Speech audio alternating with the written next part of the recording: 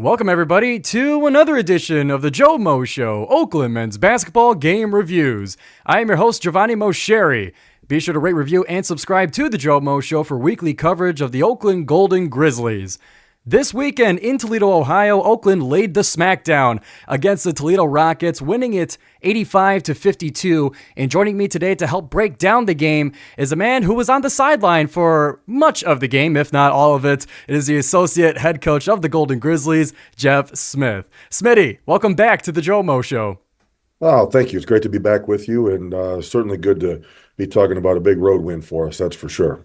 No doubt. And if you guys want to learn more about Coach Smitty, then I got an interview with him that was recorded back this summer, and you could get his thoughts coming into this season and learn about where we got Smitty and how this was actually his second time here at Oakland University. So be sure to go to the GioMoShow and find that interview.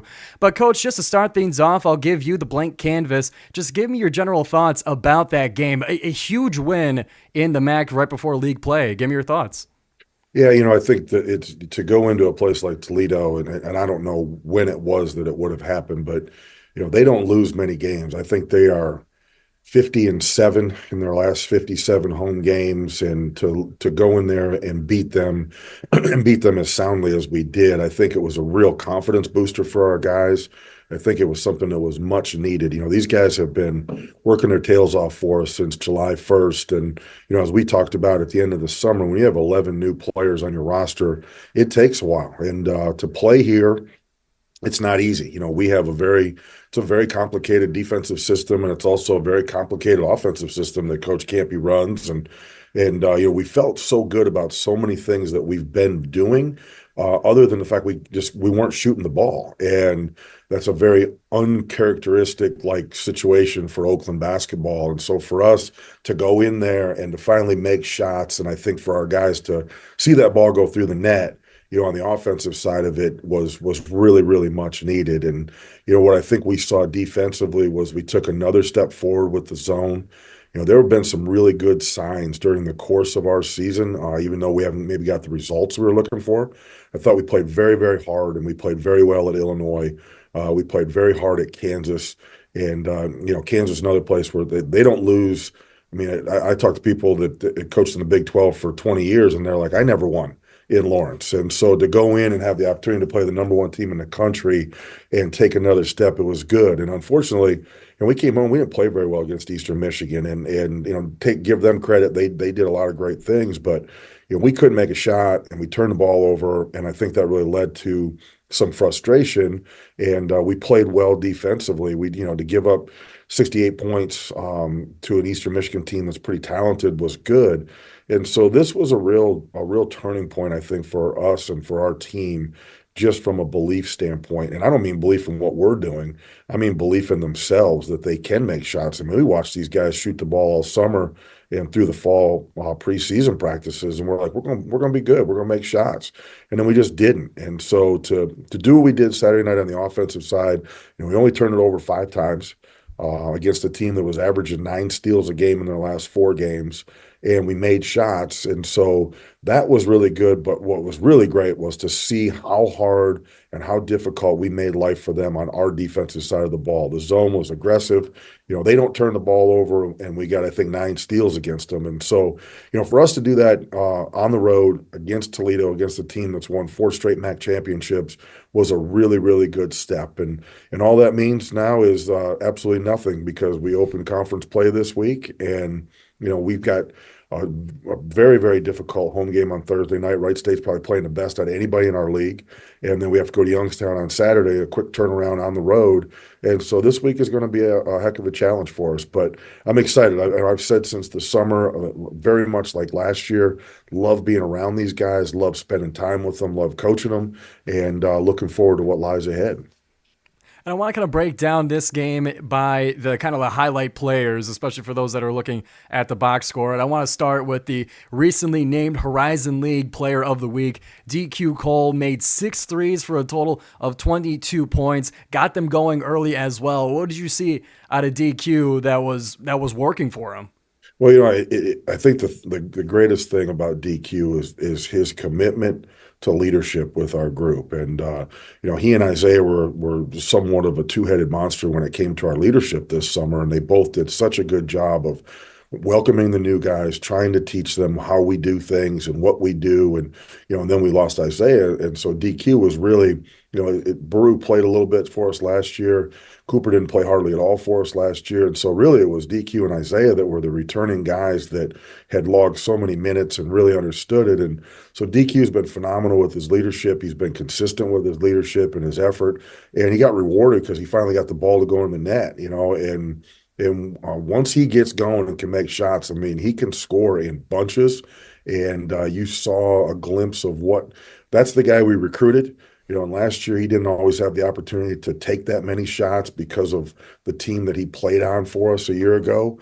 But his role is going to have to be, we need him to score points like he did. And so, I think that he was comfortable out there. I think he took it as a really big challenge to go into Toledo and get that win, and really, really proud of his effort, both as the player and as the leader. And I recall seeing at the season ticket holder practice that everyone was watching, DQ was really loud. He was screaming at the top of his lungs, and I'd imagine that's something he does often in practice. So I got to see with my own eyes that kind of leadership role that he plays, and it's just a shame that Isaiah had to do it from a scooter. But definitely that leadership role is seen. Yeah, and Isaiah he's been in practice some. He's getting closer. He's probably further along at this point than what we'd even hoped he would be. And so once we get him back out there, and it's another player with experience, with length, that can rebound. And I thought that was one of the things that, and I'm sure you're going to ask about these two guys, but the way that Baru and Alan Makiba rebounded the basketball, and then you had Isaiah back into that lineup. We've got length and we've got athleticism, and you're seeing when we play on our level, against Illinois and Kansas, and I mean that's tough. It's tough to rebound against those teams. Again, Big 12 teams have a hard time rebounding. Big 10 teams have a hard time rebounding against Illinois and Kansas. And so, for us, we get Isaiah back in here and to go along with what Baru and Allen have been able to do as establishing themselves as a legitimate front line, very similar to what we had last year. And, I don't want to compare anybody to Trey Townsend or Chris Conway. They're their own people, but, I thought we had a really, really good front line. I mean, obviously Trey was player of the year ago, and I think Alan Makiba has stepped right into that role, and Baru has just really, really grown. I mean, to see him rebound the way that he has, it's truly impressive. And so if we can keep those two guys healthy, get Isaiah back, and Cooper continues to develop. And, the guy that nobody ever talks about is Dang Majak, but he's getting better and better every week too. And, he went in there and at the end of the first half, hadn't played 19 minutes and 54 seconds. And coach put him in there and he did a great job defending at the front of the rim. And then when he got a crack at it in the second half, he gave us some good minutes. And so feel really good about our front line and where we're at. Allen's a guy that can really score down there around the basket. Baru can score, and he's got tremendous athleticism, and Cooper Craig's is crafty around that basket. So I think that our front line is going to be very, very good. And if those guys of DQ and Woody and Malcolm Christie can really start making shots now, we've got a real chance. Gio, we've got a real chance. And it's going to be a real dangerous offense, no doubt. And Baru and Mukeba, I was going to ask about them next, but you covered them nicely. Combined for 33 points and 19 rebounds in a game where Oakland out-rebounded Toledo by 10 when it was all said and done. But I want to shift gears now and talk less about the front line, but more to the backcourt, about Jalen Jones, who had a great game himself, 12 points and 5 rebounds, 5 assists. He's done pretty well for himself in that point guard spot. How have you seen him start to develop into an Oakland point guard? Yeah, and I think that's you make a really good point. And I think people who have been around Oakland basketball know that being the point guard here, it takes a lot. It's a lot of responsibility. It's a lot of understanding. Again, it's a complex offensive system, and Coach Campy is, he has an elaborate playbook and he puts stuff in every week. And so I think Jalen is starting to get more and more comfortable understanding what it is that's expected of him and how we go about things. And he took a real big step forward against Toledo, and we need that, because what it does is allows DQ to slide off the ball to where he can go score baskets and make threes and drive and get, hopefully now you're going to see DQ start to get to the free throw line, because he's not going to be out front with the ball as much. We can start moving him around and doing some things, because he's a he's a guy that's a legitimate, has a chance to be a first team all league guy, just like Alan McKeeba and possibly Baru. And so, Jalen's development is very, very important to the success of our team. And,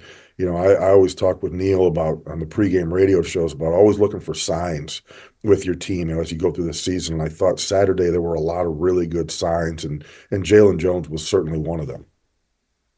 And now I want to get a look into this coming week. It's the start of the Horizon League season. It's that first week where you get those two games that are going to end up being very important down the road. You got Wright State coming into town, and like you mentioned at the top of the interview, that Wright State is one of the most dangerous teams and playing the best ball right now. So keeping focus to Thursday, we'll talk about Youngstown in a second, but what about Wright State makes them so dangerous? Why are they playing some of the best ball in the league as of right now?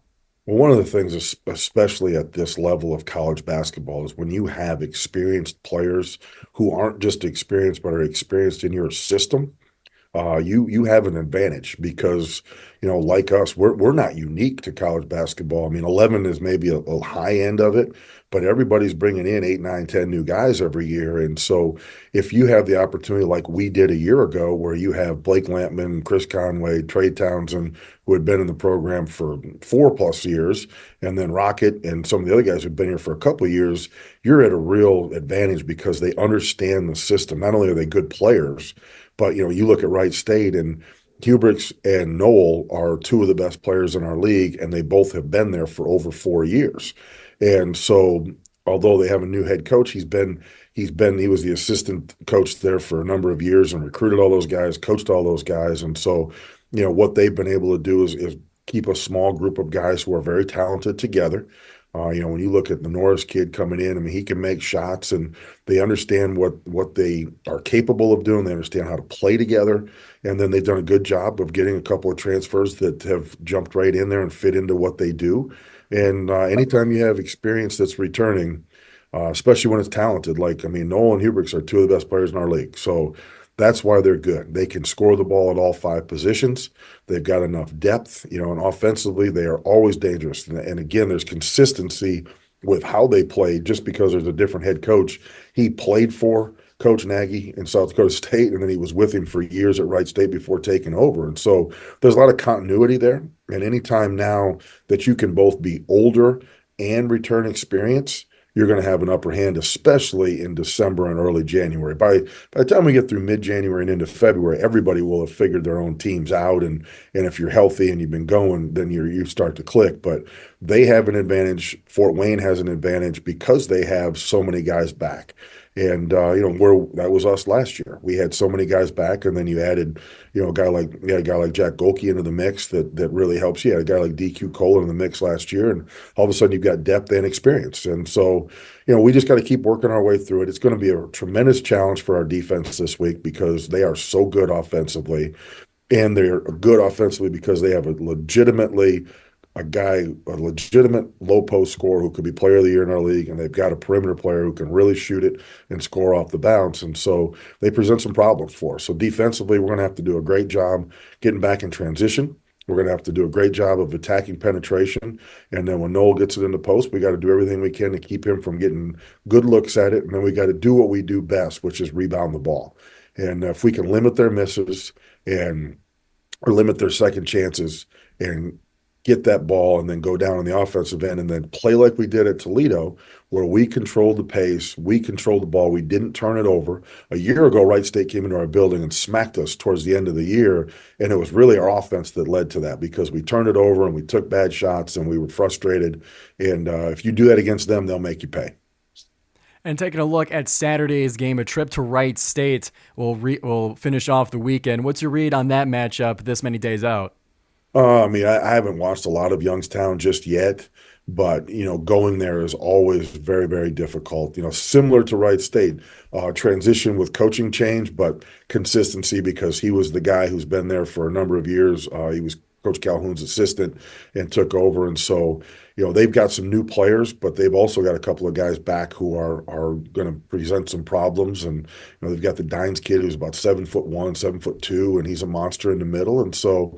And then you're going on the road and you're doing it on a one-day prep. And so, that always creates some issues for you too. So, for us, like it sounds so cliche, but it really has been our motto is just try to get better today, and we'll worry about that when it's time to worry about it. And our focus right now, we had an unbelievable practice this morning, high energy, and we just spent a lot of time doing individual skill work and a few team concepts, and then we'll spend the next 2 days and we're going to prep our tails off to try to beat Wright State on Thursday night. It's a gold out, and we want to help our fans to wear gold. We need to get the Grizz gang in there. We need our students in there, and we need our fan base to show up and really support us, because we're gonna have a tough task on Thursday night.